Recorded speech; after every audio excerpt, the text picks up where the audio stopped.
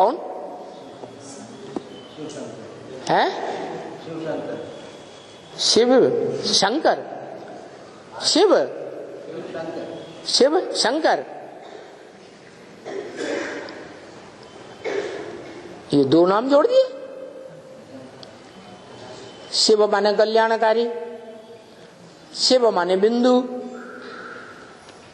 और शंकर माने मिक्स, मिश्रण। तो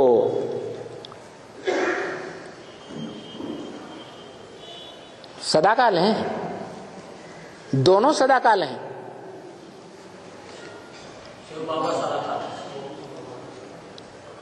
क्या अंतर पड़ गया शिव शंकर कहने में और शिव बाबा कहने में? अरे है एक आदमी शिव बाबा में साकार और निराकार दोनों है, और शिव शंकर में अलग है, उसमें शिव नहीं है। शिव शंकर में शिव नहीं है। मना शंकर किसी की याद में नहीं बैठा है, उनका बराबर बन जाता है।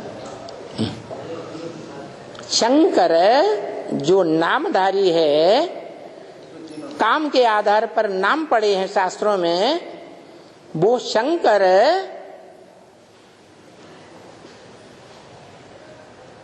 उसमें स्मृति नहीं है शिव की।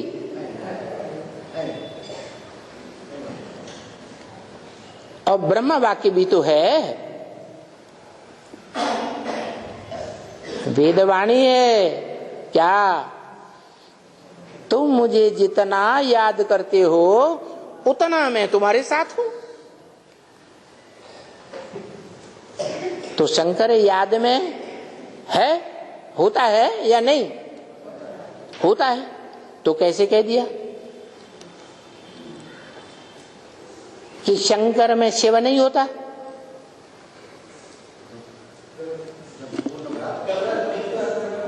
याद कर रहा है तभी तो है।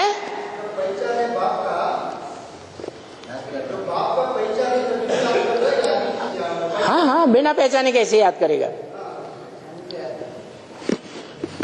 पहचाना तो याद करता है। याद करता है माना मन बुद्धि में है ना कि जुदा है? हैं? जुदा है? तो शिव बाबा में और शिव शंकर में क्या अंतर हुआ?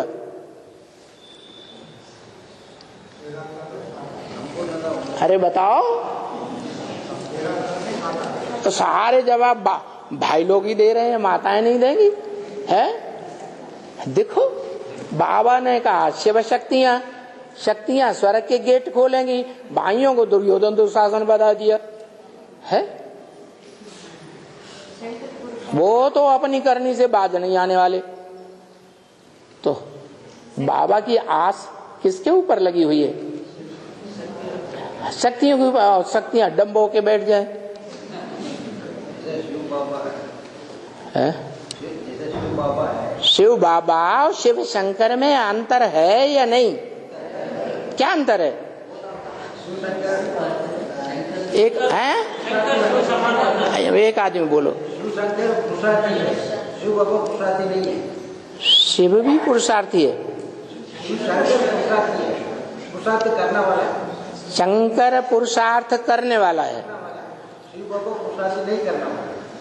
शिव जो है पुरुषार्थ नहीं करने वाला। शंकर पुरुषार्थी है। किस बात का?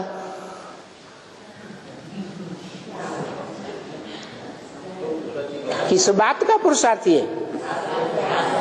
याद का पुरुषार्थी है। अधूरा पुरुषार्थी है या संपन्न पुरुषार्थी है? अधूरा पुरुषार्थी है। और शिव पुरुषार्थी नहीं है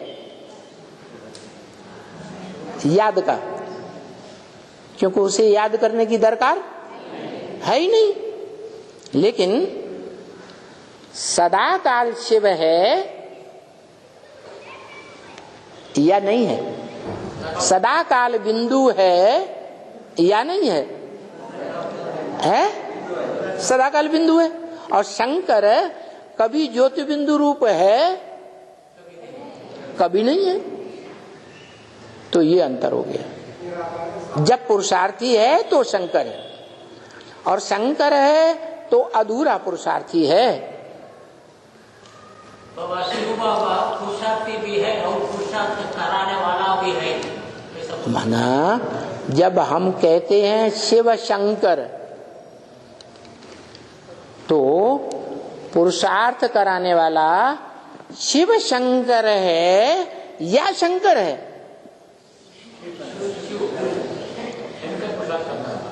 शंकर पुरुषार्थ करने वाला है ना? और फिर उसको पुरुषार्थ कराने वाला कौन है? कराता है।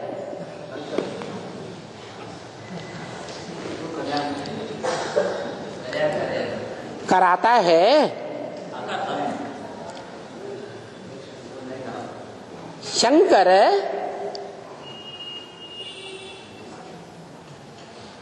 सूक्ष्म शरीर का नाम है, स्थूल शरीर का नाम है, या निराकारी स्टेज का नाम है?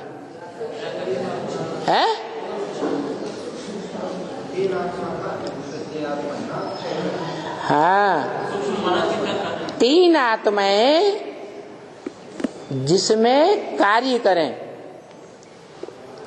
तो शंकर है। शिव की आत्मा भी और कृष्ण की आत्मा भी और राम वाली आत्मा जिसका शरीर है वो भी कार्य करती है। तो तीनों का कार्य जिसके अंदर होता है उस शरीर का नाम पड़ता है शंकर।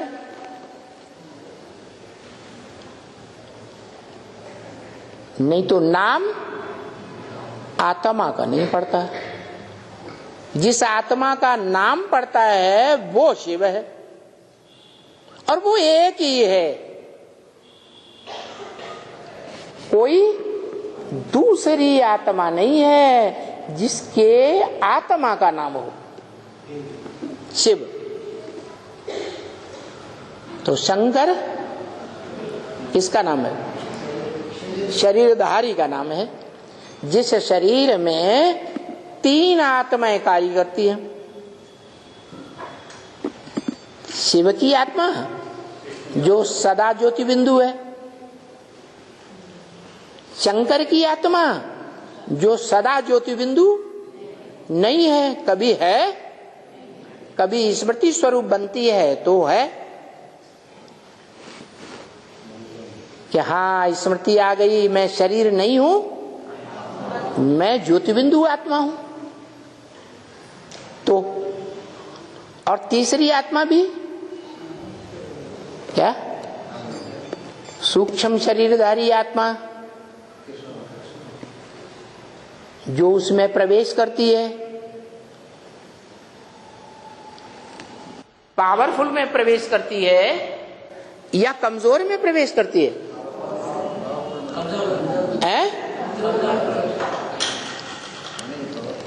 सूक्ष्म शरीरधारी आत्मा पावरफुल में प्रवेश करेगी या कमजोर में प्रवेश करेगी?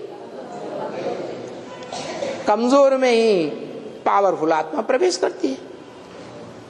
इसका मतलब ये हुआ कि जो प्रवेश करने वाली आत्मा वो पावरफुल हो गई, और जिसमें प्रवेश हुआ, जिसके शरीर में प्रवेश हुआ वो कमजोर हो गई।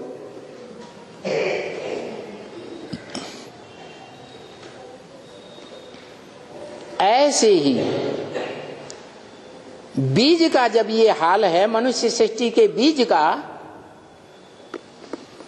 तो तो जो भी मनुष्य सृष्टि के अंग हैं, जड़ें हों, तने हों, टहनियां हों, फल हों, फूल हों, पत्ते हों, सबका क्या हाल होगा? है? बुरा हाल। वो शरीरधारी आत्माएं, मनुष्य 500-700 करोड़ मनुष्य कोई भी हो, देव आत्माएं बनने वाली हो, मनुष्य आत्माएं हो, राक्षसी आत्माएं कही जाएं कर्म के आधार पर,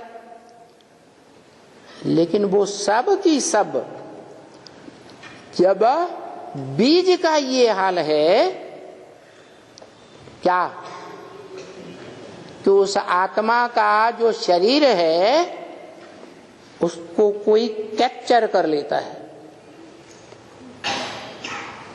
तो बीज का जब ये हाल है तो जो वृक्ष के और पत्ते हैं विनाशी, बीज तो अविनाशी है, इतना पावरफुल है, तो औरों का क्या हाल होगा? अच्छा हाल होगा या बुरा हाल होगा? बेहाल होगा। और जो भी हैं शरीरधारी, उनकी जो बुद्धि रूपी आत्मा है वो पथराई जाती है।